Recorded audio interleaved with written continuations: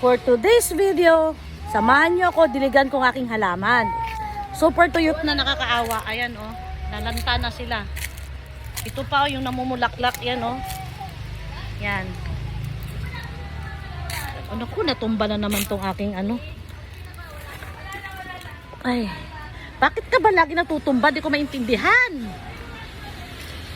So, maaga ako nakaalis sa aking lakad. Ay, nakaalis, sorry. Maaga akong nakauwi. Kaya didiligan ko ang aking mga halaman. So, tuyot na sila guys. Diyos ko. Ayan oh. Sobrang tuyot. Nung nakarang araw, nagdilig ako. Sobrang tuyot. Grabe. Ibig sabihin, sobrang ano. Sobrang init ng panahon. Ayan. Ayan oh. Ito. Nagsara. Ay, ito mamuntik na mamatay. Puti, may buhay pa. Ayan oh. Sobrang init kasi, magsa-summer na.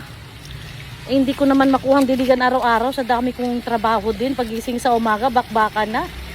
Hanggang tanghali. Tapos, minsan may biglaan pa akong lakad. Ang kalaban ko dito guys, alam nyo, yung antik, yung malaking ano, daga.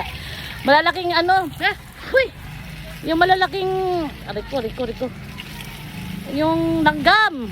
Uy, ang sakit pa naman mga ano. Yan si Mama Mary. Yan. Binabasa ko rin yan para mawala yung alikabok. Yan. So ayan ang garden ko guys. Sobrang dumi. Yan.